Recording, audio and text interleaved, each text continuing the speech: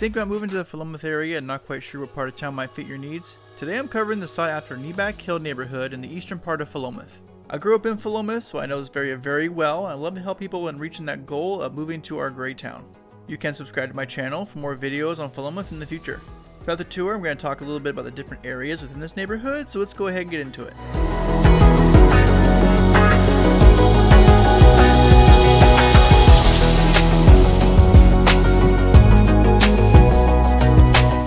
Right now we're on James Street. We're heading towards Neabeack Hill. We're going to be turning left onto Neabeack Hill Drive.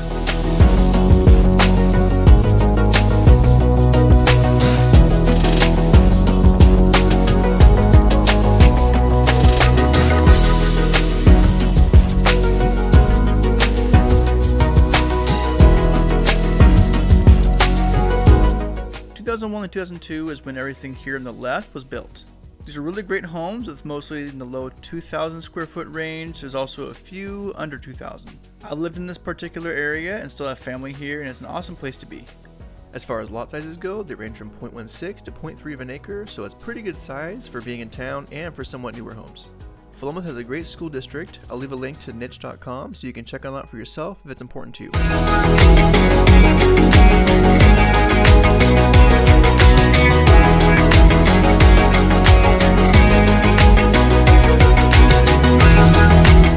This top part here was built between 1998 and 2008. Square footage is mostly around the 2,000s and a few in the mid to lower 3,000s foot range. So these ones are going to be a little bit bigger.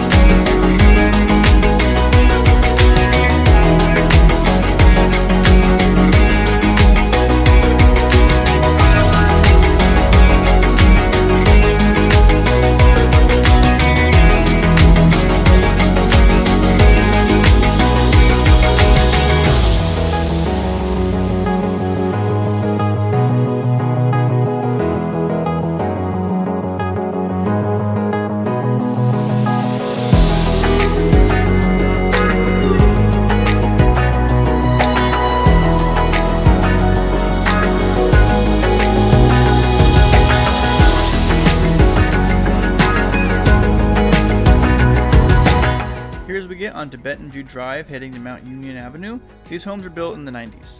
Here on the left you can see Mount Union Cemetery, and it's actually got an interesting history that you can search for. On the low end, these homes are 1,700 square feet, and they also range up to 2,000 square feet. These are going to be mostly 3-bedroom and 4-bedroom homes. These homes are also going to be a good mixture between single and 2 stories. And right now we are on the easternmost side of Neabeack as well as Philomath. If you were to take this road here to the left, it would take you over to Southwest 53rd Street. You follow that north and it'll take you over to Safeway and Bi-Mart. So this is a road that people will often take to get to the grocery store and other stores in that particular area. Going straight here, it'll take you down the Bell Fountain Road into the country with bigger lots, more back roads to Highway 99 going to Junction City and Monroe.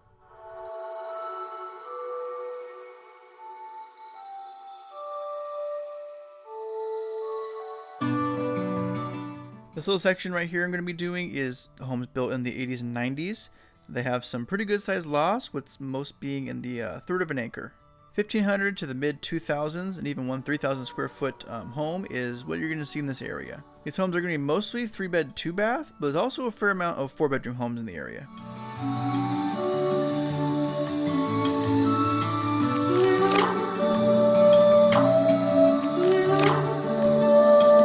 The home on the southernmost section here have really good views of the open field and all the scenery.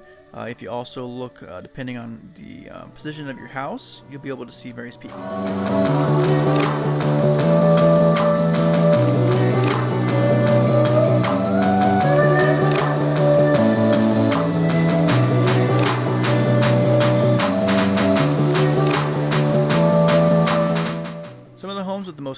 I feel like, are right here. There's also cool walkways to get to the home, with there being more of a slope in this area. I remember the one home here has a spiral staircase taking to the front door, so that was something that we always encountered doing trick-or-treating. These homes are around 1900 for the smaller homes, and getting up to the 4,000 square foot range for the larger ones. But most of these homes are going to be in that mid to high 2,000 square foot range.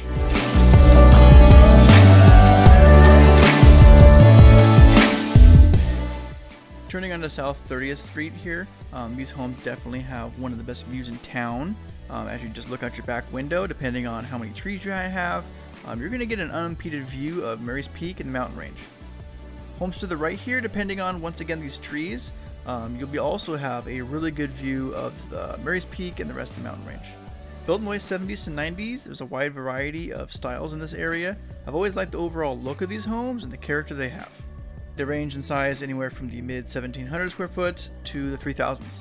Like most of the rest of Neabeack, they'll have well-sized lots. Most of these are going to be in that 0.2 of an acre or more. These homes definitely seem to sell well, and I think it definitely comes down to these views, as you know, there's not always a lot like it.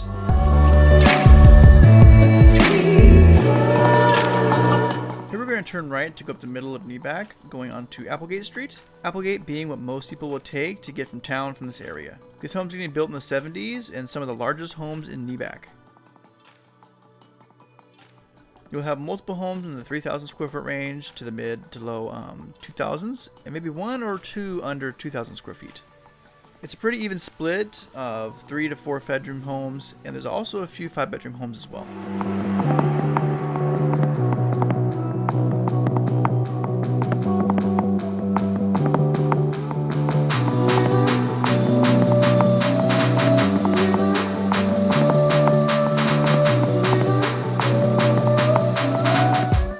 Drive is going to be a little loop up here of homes. Also some of the best views in town, as there aren't many bigger trees here, being more in the top area of Neabeack. Having this slope on the southern area makes it so there's really nothing to impede your view of anything south of Philomath.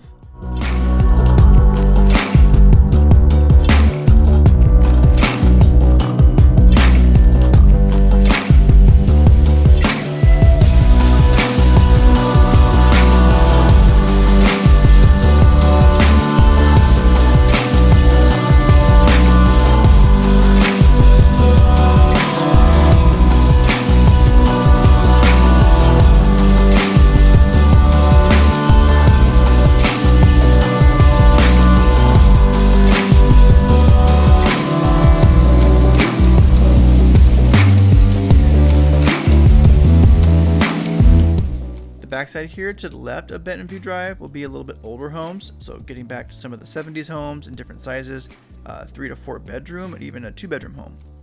They're going to range between 1,500 to 3,000 square feet.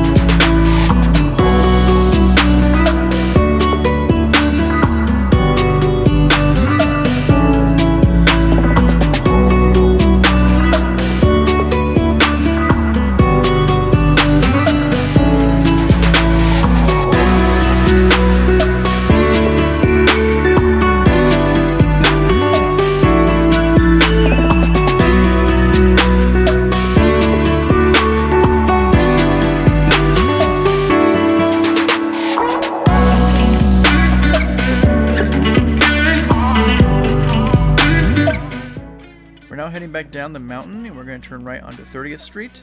A lot of these are built in 1999 to 2005. A few of these homes were built in the last couple of years.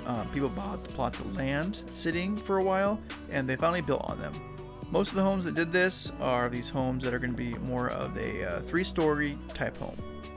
There's a good mix of 3 and 4 bedroom homes, and most of these are going to be under 2,000 square feet, but there are some over 2,000 square feet.